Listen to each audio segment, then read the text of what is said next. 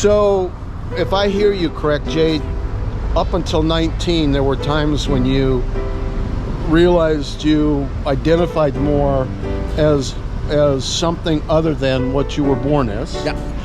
But you wanted to protect your family and the small community environment, and so you kept it suppressed. Yeah. Was it a huge frustrating, did you come to the end of yourself, or did you just kind of maintain and manage that whole?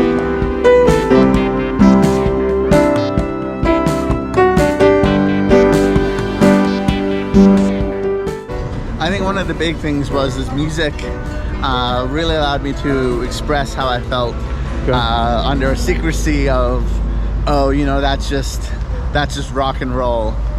And you know, I really put myself as a metalhead persona all through high school, alternative goth. Okay. So it was just interesting, different things you do to cope. But I never felt stress because I had such a supportive community of friends that, you know, even though they didn't know what was really going on, it was still good friends. Did people that you grew up with suspect things and cause trouble, i.e. bullying and this kind of thing? So one of the things is I never really got bullied, and I know I'm super lucky. I never came out in high school. I never did that. I always supported friends who did, but as I said before, like, it wasn't until high school where I even really learned new terms on different things. But I've been very fortunate in not being bullied or harassed. Even as I walk among the streets in Vancouver today, I feel safe. I can go wherever I want and wear whatever I want and not feel judged or thing. And I know that's very rare. Right. I know there's a lot of people that get bullied and get beat and that die. And I can't, you know, it's why I try and blog and I try and put myself out there to show that,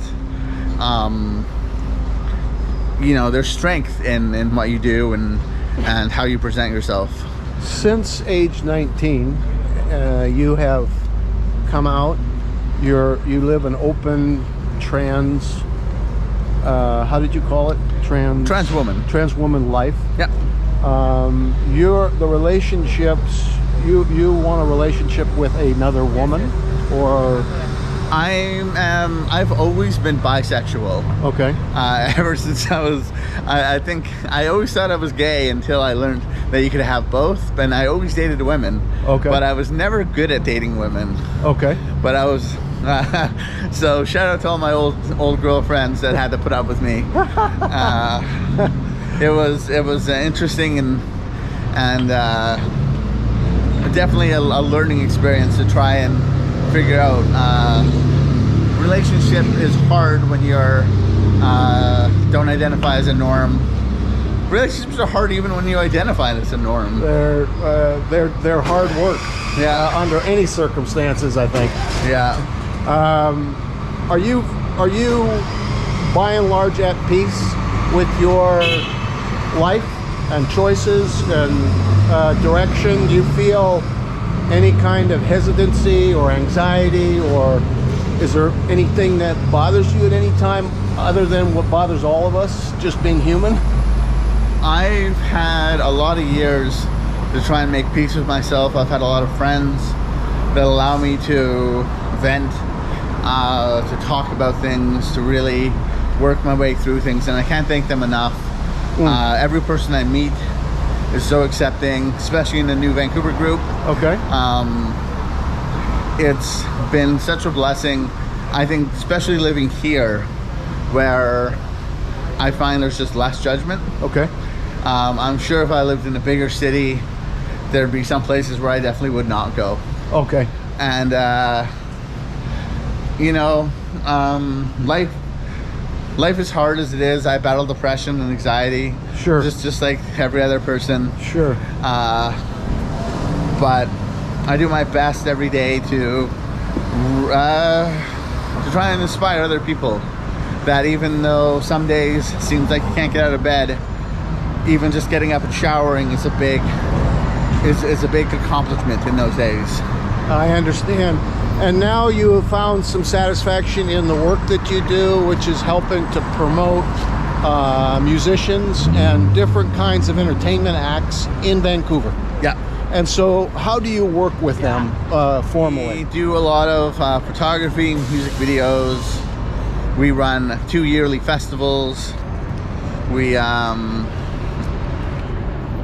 do so much to try and educate and teach musicians the things of when you're booking your first show, you know, don't do pay to play. There's people that are out there to scam you. We do our best to lead, but we also just try and give people a platform, just like you do. We try and give people a sense of being able to release their music and to have someone that'll listen and that'll review it, that'll share it with all of our people, and to a lot of musicians, that's incredible.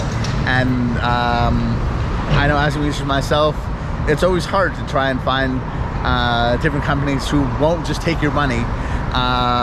You know, we are a nonprofit. We don't charge for any of our services. We're just here for really trying to get your word out, trying to work and do the best to support the community that we can. So you work as a not-for-profit with musicians, but is it donations, or how does money come into your not-for-profit? We have made very little to no money in over the 4 years I think I've worked. I've started this. We do everything out of my own pocket. I've run festivals for the last 4 years completely out of my own pocket. We have invested in grant writers that have getting us grants for this year, and last year's Rock and Roll Pride that happened. But we are excited to say moving forward, we're having more grants that allow us to do even bigger opportunities. For instance, Fallen Fest this year, April 30th in New West. We have 3 stages, we have food trucks, we have vendors. This is gonna be a great time. We have some great acts confirmed. We have Iron Kingdom, we have By Felicia. We just have these tons of working with New West Pride to put more performers on our stages.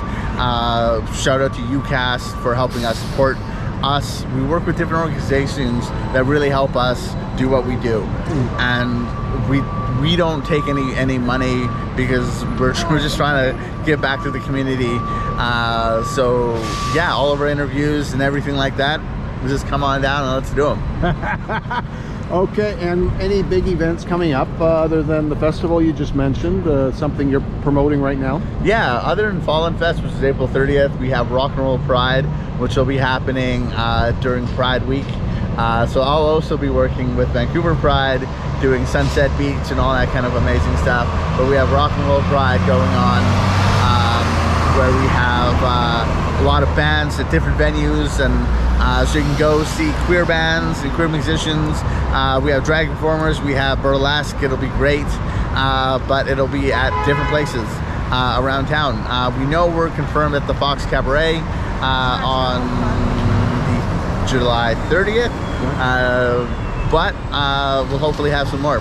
So aside from that, there's always check on our Facebook site to see more shows that are going on around town. I love it here. Newcomers in Vancouver, how long have you been involved with that group? I've joined the minute I saw Mimi post about it. Okay. And it's been an amazing group. The WhatsApp chat is always flowing. Everyone's super welcoming, and I think it's a great place to really discover Vancouver. People are doing hiking groups, people are doing food groups. I want to start a karaoke group where nights we just go and do karaoke. There's just so much in the city, and I can't thank Mimi and everyone enough to run that group that are doing a great job at welcoming people to this amazing city. Mimi's a wonderful person, as Jade has just mentioned.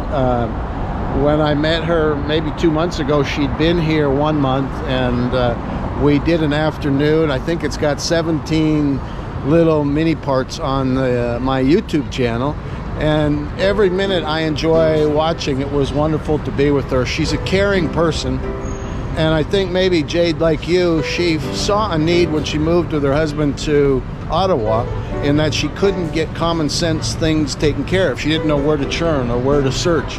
And so she started the Newcomers. It's over 6,000 now.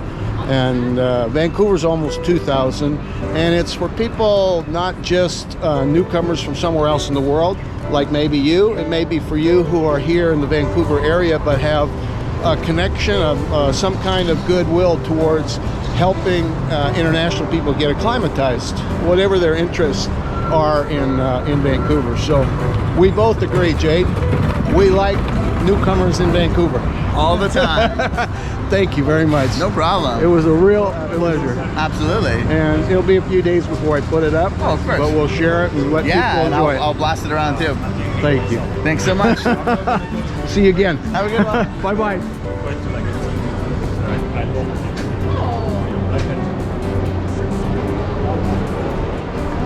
Well, it's been a wonderful day. I've had the opportunity, a privilege really, to interview two very nice people. One from New Delhi, India, and one from, sounded like Cusco, Peru. 20-minute flight from Lima. Jade and Siobhan. I'm gonna have to rewatch it and get the names down right. Jade now is a very interesting person, being willing to share openly and honestly her story, her journey that's in process. I think a very real, authentic person. And thank you, Jade, for being willing to share your thoughts and a little bit of your life.